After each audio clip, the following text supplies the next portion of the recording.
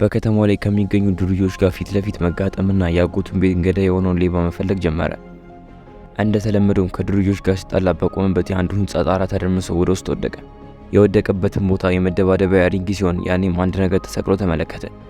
ሰላም፣ እንኳን ወደ አቤ ፊልም ቻናል በሰላም መጣችሁ። ለዛሬ የአክሽን ዘውግ ያለውን በ2012 ተለቆ ለእይታ የበቃውን አሜዚንግ ስፓይደርማን የተሰኘውን አሪፍ ፊልም አስቃኛችኋለሁ። ላይክ ማድረግና አዲስ ከሆናችሁ ደግሞ በሰብስክራይብ እንዲጀምሩ ጋብዛለሁ። ሰናይ ጊዜ።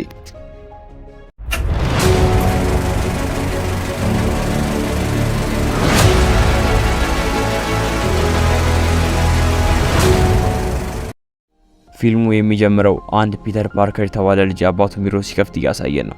ወደ ውስጥም ሲገባ ክፍሉ ተዘበራርቆ ተመለከተ። ከዛም አባቱ መጥቶ የሚያስፈልጉትን ዶክመንቶች ሰብስቦ ከቤተሰቦቹ ጋር ቤቱን ለቀው ሄዱ። ፒተርንም ከአጎቱ ቤልና የቤት ሚስት ከሆነችው ሜይ ጋር አስቀምጠው ተነስተው ወጡ። ፊልሙ ከጥቂት ዓመታት በኋላ ይቀየርና አሁን ላይ ፒተር የሃይስኩል ተማሪ እንደሆነ ያሳየናል። በተፈጥሮ ጎበዝ ቢሆንም ፈሪ ተማሪ ነበር። ፍላሽ ከተባለው የክፍሉ ተማሪ በሆነው ልጅ ሁሌ ጥቃት ይደርስበታል። አንድ ቀን ፍላሽ አንድ ተማሪ ላይ ጥቃት ሲያደርስ ሲመለከት ሊከላከልለት ቢሄድም መጨረሻው አላማረለትም። እንደ ድልም ሆኖ ሌላ የክፍሉ ተማሪ የሆነችው አጎይን መታ ፍላሽን አስቆመችው። ወደ ክፍሉን ሲመለሱ ከፍላሽ ጋር ሲጣሉ እሷ እንደምትከላከልለት ስትነግረው ፒተርን በምላሹ ፈገግ አለ። በዛን ቀን ምሽት አጎት ቤንና ፒተር የምድር ቤቱን እያጸዱ እያለ ፒተር የአባቱን የድሮ ቦርሳ አገኘ። ሲከፍተውም አንድ ዶክመንት በውስጡ ተመለከተ። ዶክመንቱም አባቱ አስኮርፕ ለተባለው ድርጅት ይሰራ እንደነበር የሚያሳይ ወረቀት ነው። በዛም ውስጥ አባቱና ዶክተር ካነር የተነሱትን ፎቶ አገኘ። ለተጨማሪ መረጃ ሲል ጎግል በማድረግ ስለ ሰውየው ማጣራት ጀመረ። አባቱም ክሮስ ስፒሲስ ጄኔቲክ የሚባል ምርምር ይሰራ እንደነበር አወቀ። ሌላም ነገር ሲያጣራ ቤተሰቦቹ በፕሌን ክራሽ እንደሞቱ ተመለከተ። በቀጣይ ቀንም ፒተር ወደ አስኮርፕ በመሄድ ስለ አባቱ ምርምር በደንብ ለማወቅ የአንዷን ሰራተኛ መታወቂያ ሰርቋት ሄደ። እዛም ያለምንም ችግር ወደ ውስጥ መግባት ቻለ። እየተራመደም እያለ የክፍሉ ተማሪ የሆነችዋን ጎይን የዶክተር ካነር ረዳቱን ስትሰራ አያት። ጎይንም እንዳታየው ከሷ ቢሸሽም ተመልክተው ነበርና ተከትለው መጣች። መታወቂያውንም ስታይ እዚህም እንደሚሰራ ጠየቀችው። እሱም ሳይንስ እንደሚወድ ነግሯት ሊሄድ ሲል መታወቂያውን አይታ እንዲጠነቀቅ ነገረችው። ፒተርም ወደ ኋላ እየሄደ ከአንድ ሰው ጋር ሲጋጭ ይዞት የነበረውን ፋይል ያስጥለዋል። ፒተርም እነዛን ፋይሎች ሲመለከት ከአባቱ ጋር ተመሳሳይ ነበሩ። ስለ ነገሩ በደንብ ለማጣራት ሰውየውን ተከተለው። ሰውየውም ባዮ ዴቨሎፕመንት ዩኒት ወደ ተባለው ክፍል ገብቶ ብዙም ሳይቆይ ተመልሶ ወጣ። ከቦታውም እንደሄደ ፒተር ወደ ክፍሉ ሲገባ ግን አንድ ለብቻው ተዘግቶ እየተሰራ ያለ ነገር እንዳለ ተመለከተ። ወደ ሌላኛው ክፍል ሲገባም ራዲዮ አክቲቭ የሆኑ ሸረሪቶችን የሚያሳድጉበት ቦታ ነበረ። ነገር ግን አንድ መንካት የሌለበትን የሸረሪት ድር ሲነካ እንዳለ ሸረሪቶቹ ካሉበት ቦታ ወደ እሱ ላይ መውደቅ ጀመሩ።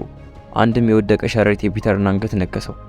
ፒተርን በባቡር ወደ ቤቱ ሲመለስ ዱርዬዎች ጥቃት ያደርሱበት ሲሞክሩ የሚገራርም ምት መቶት አላቸው። ቤቱም ሲደርስ ወደ መስታወት ጠጋ ብሎ ሲመለከት ራዲዮ አክቲቭ የሆነ ሸረሪት አንገቱ ላይ አገኘ። ጠዋትም ከእንቅልፉ ሲነሳ አጠገቡ የነበረውን አላርም ለማጥፋት ሲል በአንድ ምት ብቻ ሰበረው። በውስጡ የተለያዩ ችሎታ እንዳገኘ ያልተረዳው ፒተር በር ከፍታለሁ ሲል እንኳን እጀታውን ይገነጥለው ነበር። በሌላ ቀንም ፒተር ወደ ዶክተር ካነር ቤት ሄደ። የአባቱን ስም ነግሮት ዶክተር ካነር ወደ ቤቱ ካስገባው በኋላ ፒተር ከአባቱ ጋር የሰሩት የነበረውን ምርምር ምን እንደሆነ ጠየቀው። ካነርም ክሮስ ስፒሲስ ጄኔቲክ የተባለው ምርምር ይሰሩ እንደነበርና ያም አላድግ ያሉ የሰውነት ክፍሎች እንዲያድጉ የሚረዳ እንደሆነ ነገረው። እሱም ይህም ምርምር የተቀላቀለው የቀኝ እጁ ላይ አደጋ የደረሰ በመሆኑ እጁን እንደገና ለመብቀል እየሰራ እንደሆነ፣ ነገር ግን ያ ምርምር ለመጨረስ አንድ ፎርሙላ እንደሚቀርና እሱም ፎርሙላ የሚያውቀው የሱ አባት ብቻ እንደሆነ ሲነግረው ፒተርም ፎርሙላውን ጽፎ ሰጠው። ዶክተር ካነርን በመገረም በሌላ ቀን እንደሚገናኙና ቢሮ እንደሚያስጎበኘው ነገረው። በቀጣይ ቀን ፍላሽና ቡድኑ ባስኬትቦል የተጫወቱ የአንዷን ስዕል በኳስ መተው ቀለም ደፍተው ያበላሹባታል። ፒተርም ያን ሲመለከት ሊያግዛት ሄደ። እንደገና ኳሱ ወደ እሷ ሲመጣ ፒተር በአስገራሚ መልኩ ኳሱን ያዘው። ፍላሽም ወደ ፒተር ተጠግቶ ኳሱን ሊነጥቀው ቢሞክርም ፒተር ግን በሚገራርሙ መልኩ እየሸወደ ያዋርደው ጀመር። ግብም ለማስቆጠር ወደ ላይ ሲዘል የባስኬትቦርዱ መስታወት ሙሉ ለሙሉ ሰባበረው። አጎት ቤንም ተጠርተው በፒተር ድርጊት ተናደው ይቆጡት ጀመር። ቀጠልም አድርገው ማታ ሜይን ከስራ እንዲያመጣ ነግራውት ሄዱ። በዛም ቀን ምሽት ዶክተር ካነር እየሰራ ያለውን ምርምር ለፒተር አሳየው። ካነርም ፒተር የሰጠውን ፎርሙላ ተጠቅሞ ሊም ጀነሬሽን ባይጥ ላይ ያካሄደ እንደ ድልም ሆኖ መሳካት ጀመረ። መሽቶም ፒተር ወደ ቤት ሲመለስ ሜይን ማምጣት ስለረሳ ከአጎቱ ቤን ጋር መጣላት ጀመሩ። አባቱም እንደሱ እንዳልሆነና ኃላፊነት የሚሰማው ሰው እንደነበረ ሲነግረው ፒተር በንዴት ከቤት ሲወጣ የበሩ መስታወት ሰበረው። ሜይም ለትንሽ ጊዜ እንዲተወው ነገረችው። ነገር ግን አጎት ቤን እሱን መከታተል ጀመረ። ፒተርም ወደ አንድ ስቶር ገብቶ ወተት እየገዛ ሻጩ በቂ ገንዘብ እንዳለዘ ነገረው። ከጀርባውም የነበረው ሰው ከመሳቢያው ውስጥ ብር ሰርቆ ሲሮጥ ተመለከተው። አጎት ቤንም ፒተርን ሲመለከተው ከሌባው ጋር መታገል ጀመረ። በዛ መሃል ሌባው አጎት ቤንን ተኩሶ ገደለው። ፒተርም ወደ አጎቱ ሲቀርብ መሬት ላይ ተዘርሮ ተመለከተው። አጠገቡ ሆኖ ቢያለቅስም አጎቱ ቤን ግን ሞቶ ነበረ። በቀጣይ ቀንም ፍላሽ ወደ ፒተር ሲመጣ ፒተር ከሉከሩ ጋር አጣብቆ ያዘው። ፍላሽም አጎቱ መሞት ሰምቶ እንዳዘነ ሲነግረው ለቀቀው። ጉዌንም አቅፋል ታጽናናው ብትሞክርም ጥሏት ሄደ። ከመሸም በኋላ ፒተር ድርዮች አንድን ሴት ሲያስቸግሩ የሚገራርም ምት መቶ ዘረራቸው። ከዛን ቀን በኋላ ግድግዳ ላይ መሄድ እንደሚችል እየተረዳ መጣ። በከተማው ላይ ከሚገኙ ድርዮች ጋር ፊት ለፊት መጋጠምና የአጎቱን ቤት ገዳይ የሆነውን ሌባ መፈለግ ጀመረ። እንደተለመደው ከድርዮች ጋር ሲጣላ በቆመበት የአንዱ ህንጻ ጣራ ተደርምሶ ወደ ውስጥ ወደቀ። የወደቀበትን ቦታ የመደባደቢያ ሪንግ ሲሆን ያኔም አንድ ነገር ተሰቅሎ ተመለከተ። ያም በግድግዳ ላይ በቀይ ቀለም የተሳለ የፊት ማስክ ነበር። ወደ ቤቱም ሲመለስ በሚገርም መልኩ ስሎ አስተካክሎ ሰራው። በቤት ውስጥ ባገኘው ጨርቅ ላይም ሰርቶት ፊቱን መደበቅ ጀመረ። ሙሉ ልብስ ከሰራ በኋላ እጁ ላይ የድል መወርወሪያ ያደረገለት። በከተማ ውስጥ የጀግንነት ስራና ህዝቡን ከአደጋ መጠበቅ ሲጀምር ስፓይደርማን የሚል ስያሜ ሰጡት። ይህን ያልወደደው የከተማው ፖሊስ ስፓይደርማንን ተቃወሙ። ፊልሙም የፖሊሱን ቡድን ይመራ የነበረው የጉዌን አባት ጆርጅ እንደሆነ ያሳየናል። ፒተርም አንድ ሌባ ከግድግዳ ጋር አጣብቆ ድር ይወረውርበታል። ይህን የተመለከተው አንዱ ፖሊስ ፒተር ላይ ሽጉጥ ሲተኩስበት በአስገራሚ መልኩ ይሸዋውደው ጀመር። ድሩንም ተጠቅሞ ከዛ ቦታ ላይ በፍጥነት ተሰወረ። በቀጣይ ቀንም ዶክተር ካነር ስለ አንድ ምርምር ለዶክተር ራጂት እየነገረው ፊልሙ ያሳየናል። ዶክተር ራጂትም በእጁ ላይ የያዘውን የሊም ጄኔሬሽን ሳምፕል ሰው ላይ እንዲሞክር ቢነግረውም ነገር ግን ካነር ሳይስማማ ቀረ። በውጤቱም ዶክተር ራጂት ካነርን ከሚሰራበት ድርጅት አባረረው። ዶክተር ካነርም ይህ ሲሰማ በድብርት ስሜት ሆኖ እጁን አንድ መርፌ ይወጋል።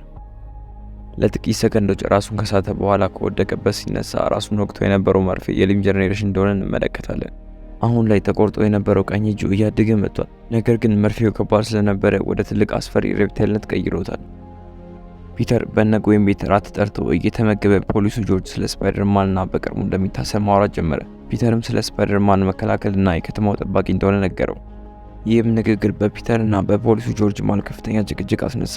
ከአራቱም በኋላ ጉዌንና ፒተር ወደ ቴራሱ ላይ ወጥተው ፒተር ጉዌንን በድሩ ያዛረግና ወደ ራሷ ውስጥ ጠግቶ ስፓይደርማን እንደሆነ ነግራው ግጥም አድርጎ ከንፈሯን ሳማት። ካፕቴን ጆርጅም አደጋ እንደተፈጠረ ሲሰማ ከቡድኑ ጋር ወደ ቦታው አቀኑ። ፒተርም ያን ተመልክቶ ተከትሏቸው አደጋ ወደ ተፈጠረበት ዊሊያምስበርግ ድልድይ ሄደ። እዛም አስፈሪ ሊዛርዱን ሲመለከት በፍጥነት ልብሱን በመቀየር ወደ ወንዙ እየገባ የነበረው መኪና በድሩ ያዘው። የስፓይደርማን መምጣት ሲመለከት ሊዛርዱ ከዛ ቦታ ማምለጥ ጀመረ። ፒተርም መኪና ውስጥ ያለው ልጅ ለማትረፍ ወደ እሱ ሄደ። ነገር ግን ልጁ ፈርቶ ስለነበረ ይሸሸው ጀመር። ፒተርም የፊቱን ጭንብል አውልቆ ሰጥቶት ሊጎዳው እንዳልመጣ ካስረዳው በኋላ ከመኪናው አወጣው። በቀጣይ ቀንም ፖሊስ ጆርጅ ስፓይደርማን ላይ የእስር ትዕዛዝ አወጡበት። ፒተርም ይህን ሲሰማ በሐዘን የቀረበለትን ቁርስ ሳይበላ ትቶት ሄደ። ቀጥሎም ወደ ዶክተር ካነር ቢሮ በመሄድ ስለ አስፈሪ ሬፕታይል ሲጠይቀው እንደማይመቸው ነግሮ ጥሎት ሄደ። ፒተርም በክፍል ውስጥ አንድ አይጥ በደም የተጨማለቀ ነገር ስትበላ ተመለከተ። ወደ ፖሊስ ጆርጅን በመሄድ ዶክተር ካነር የሊዛርድ ዲኤንኤ እንዳለውና የተጠቀመው ኬሚካል ባላንስ ስላልሆነ ወደ አውሬነት እንደቀየረው ነገረው። ነገር ግን ፖሊስ ጆርጅ ሊያምነው ፈቃደኛ ስላልነበረ ጥበቃ ጠርቶ እንዲወጣ አስደረገው። ፒተር ብቻውን ከእውነታው ጋር ለመጋፈጥ ፈልጎ ሊዛርዱ ወደሚገኝበት አንዱ ቱቦ ውስጥ ድሩን ዘርግቶ ለማስረጃ ካሜራ አስቀምጦ የጠበቀው ጀመር። ሊዛርዱም ከኋላ መጥቶ ፒተርን ያጠቃውና የድል መወርወሪያው አልሰራ ይለዋል። እዛም እንደምንም ብሎ ማምለጥ ቻለ። ሊዛርዱም ካሜራውን ከተቀመጠበት በማንሳት ስፓይደርማን ማንም ሳይሆን ፒተር እንደሆነ አወቀ። ፒተርም ክፉኛ ስለተጎዳ ወደ ጉዌን ክፍል ለእርዳታ ሄደ። እሷም ቁስሉን ጠራረገችለት። እሱም ለዚህ ተጠያቂ እንደሆነና የሊም ጄኔሬሽን ፎርሙላውን ባይሰጠው ኖሮ የሁሉ ነገር እንደማይፈጠርና ዶክተር ካነርን ማስቆም እንዳለበት ነገራት። በቀጣይ ቀንም ዶክተር ካነር ፒተር ወደሚማርበት ትምህርት ቤት በመሄድ ተማሪዎቹን ያስፈራራና ፒተር ላይ ጉዳት ማድረስ ጀመረ። በድል መወርወሪያው ቦርሳውን ከመጣው በኋላ ልብሱን ቀይሮ ጸቡን ቀጠለ። ፖሊሶቹም ሲመጡ ዶክተር ካነር በመጣበት ተመልሶ ሄደ። ፒተርም ጉዌን ጋር ደውሎ አንቲዶቱን ከአስኮርፕ ኢንዱስትሪ ይዛ እንድትመጣ ነገራት። እሱም ዶክተር ካነር በድብቅ የሚሰራበት ቦታ በመሄድ ሰዎችን ወደ ሊዛርድነት የሚቀይረው መድኃኒት በአስኮርፕ ድርጅት ላይ በተሰቀለው ማሽን ሊያሰራጭ እንደሆነ ሲያቅ ጉዌን ጋር ደውሎ ከዛ ፎቅ እንድትወጣ አስጠነቀቃት። ሊዛርዱም ሊሄድ ሲል በፖሊሶች ይከበብና ከፍተኛ ተኩስ ከፍተው ሊዛርዱ መጣል የቻሉ ቢሆንም ሊዛርዱ ግን ቶሎ ከቁስሉ ማገገም ችሎታ ስለነበረው ፖሊሶቹ መርዟቸው ሄደ። የጆርጅ ቡድን ደግሞ ስፓይደርማንን በኤሌክትሪክ መያዝ ቻሉ። ፒተርም ለጆርጅ እንዲለቀው እየጠየቀው ጭንብሉን አወለቀና ጉዌን የአስኮርፕ ህንፃ ውስጥ እንዳለች ሲነግረው እንዲሄድ ፈቀደለት። ነገር ግን አንድ ፖሊስ ባለማወቅ እግሩ ላይ ተኮሰበት። ፒተርም ለመሄድ ሲቸገር በባለፈው የልጁን ህይወት ያዳነለት አባት የሚፈጠረውን ነገር እየተመለከተ ስለነበረ ፒተርን ሊረዳ ወሰነ። የስራ አጋሮቹን አሰባስቦ ክሬኖቹን በየቦታው እንዲያደርጉ አዘዛቸው። ፒተርም ያን ተመለከተ። ፖሊሶቹ መኪና እያስቆሙ እንዲሻገር መርዳት ጀመሩ። ጉዌንም አንቲዶቱን ይዛ ከህንፃ ወጣች። ለአባቷም ሰጥታ ለፒተር እንዲያደርስለት ነገረችው። ጆርጅም እሷ ጥበቃ ወደምታገኝበት ቦታ እንድትሄድ ትእዛዝ ሰጠ። እሱም ጊዜ ሳያጠፋ ወደ ህንፃው በመሄድ ሊዛርዱ ላይ መተኮስ ጀመረ። ለፒተርም አንቲዶቱን ሰጥቶት ፒተርም ወደ ማማ ላይ በመውጣት መርዛማውን ፈሳሽ በአንቲዶቱ ቀየረው። ሊዛርዱም ጆርጅን በከባዱ ጎድቶ ጥሎት ወደ ፒተር ሄደ።